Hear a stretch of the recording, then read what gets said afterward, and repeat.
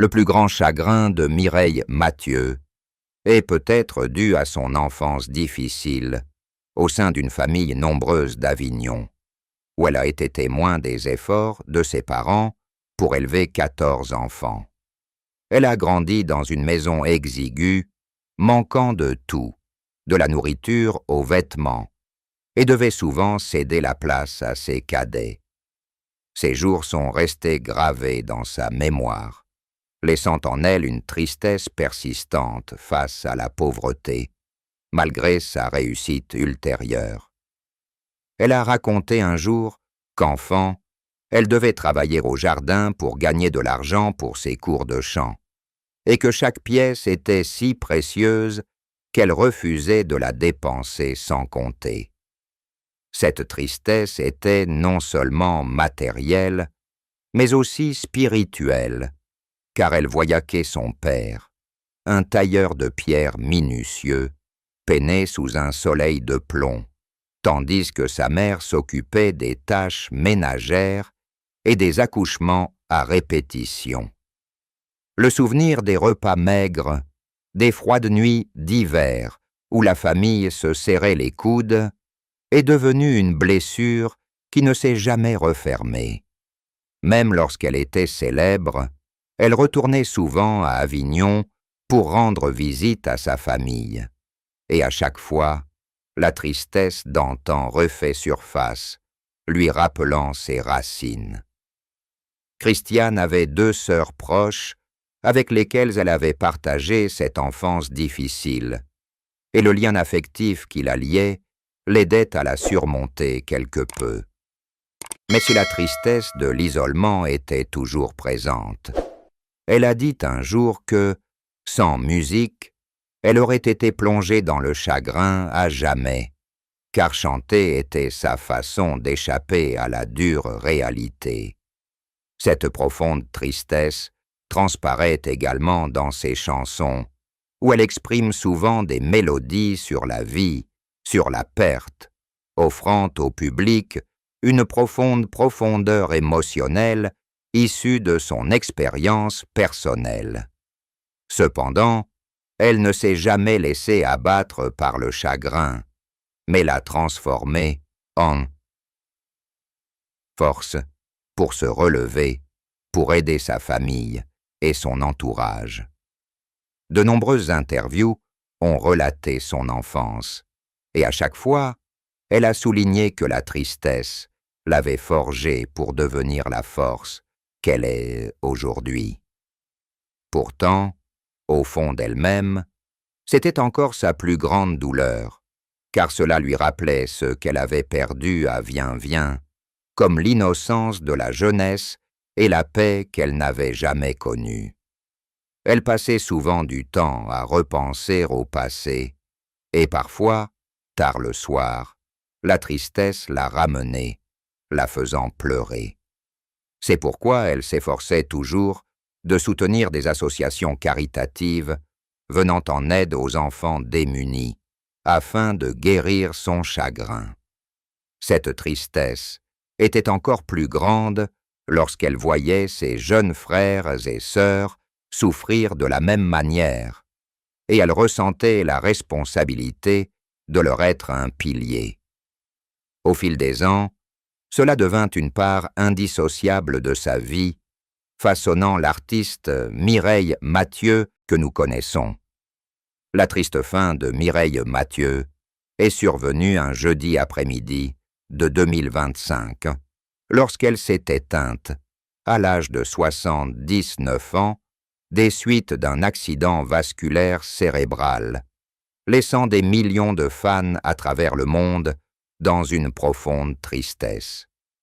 Elle reposait paisiblement dans sa maison parisienne, où elle avait passé les dernières années de sa vie, et la nouvelle s'est rapidement répandue, plongeant la France entière dans le deuil. Avignon, sa ville natale, était remplie de milliers de personnes venues rendre hommage à la chanteuse légendaire.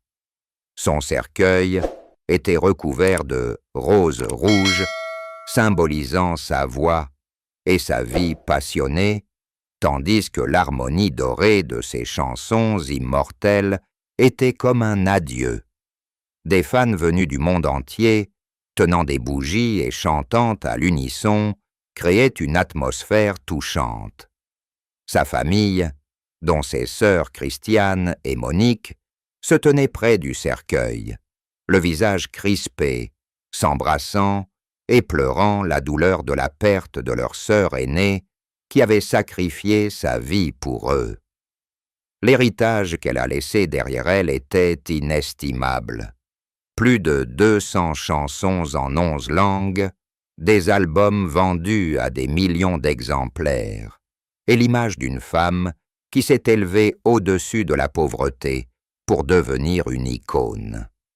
Quelle tristesse de penser que le monde perdait cette voix qui réconfortait tant d'âmes grâce à ses chansons d'amour pleines d'émotion.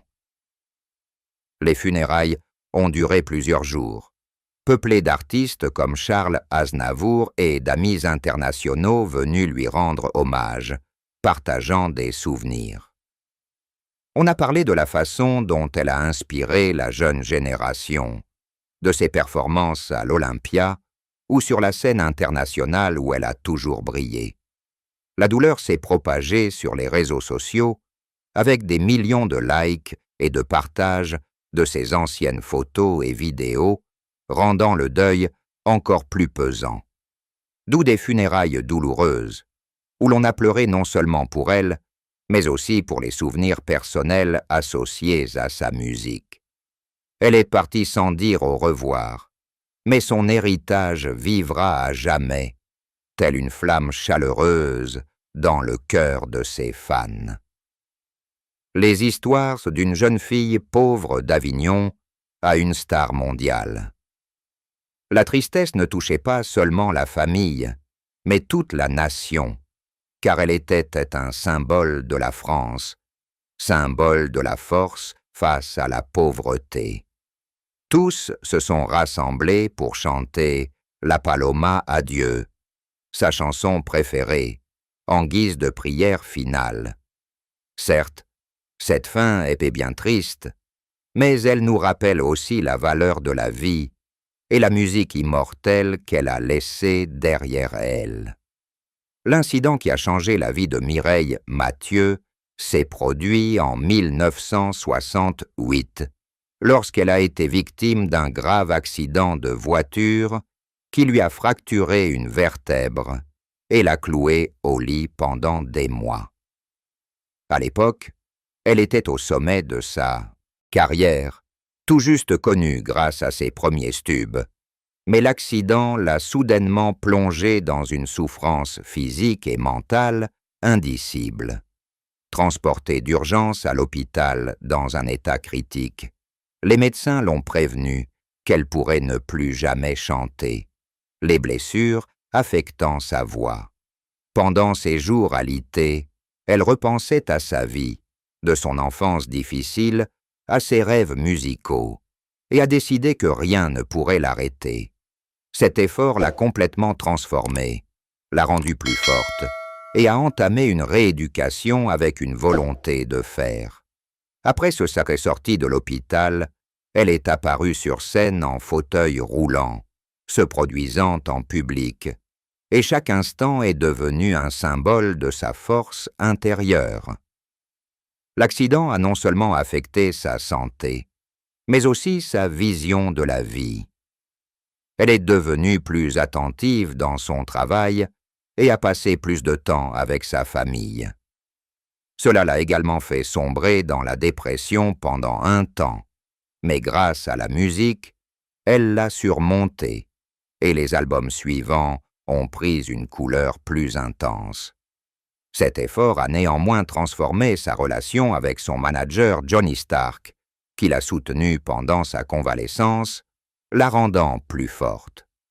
De là, elle a entamé une tournée internationale de forums, conquérant des artistes martiaux en Allemagne, en Russie et aux États-Unis, afin de prouver que l'adversité ne faisait que la rendre plus forte. Les cicatrices de l'accident sont restées, mais elles l'ont motivé à poursuivre sa création et à enregistrer des centaines de chansons. Ce changement est encore présent dans son style d'interprétation.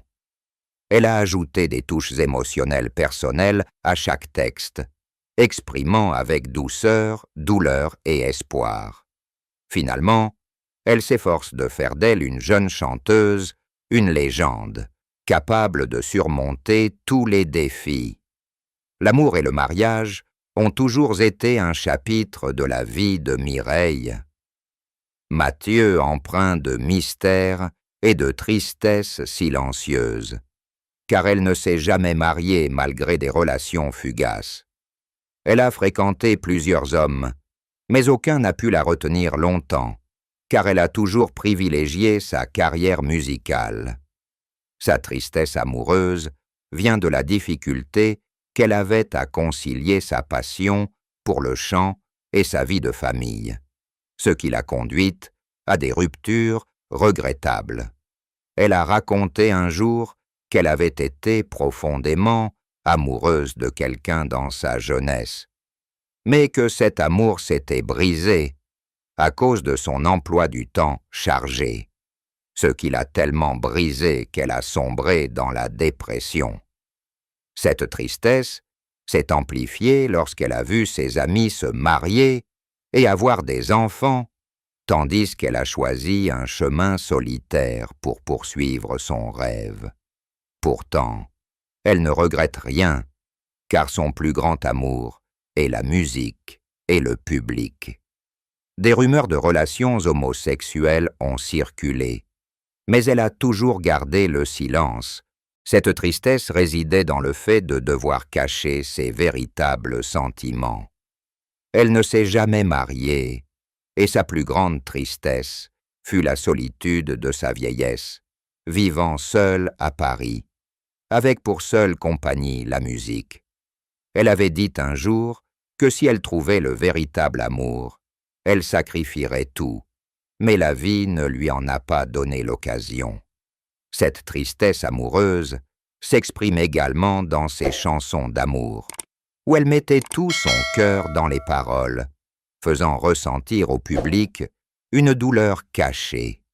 Pourtant, elle restait optimiste et considérait sa grande famille, avec ses jeunes frères et sœurs, comme une source de réconfort.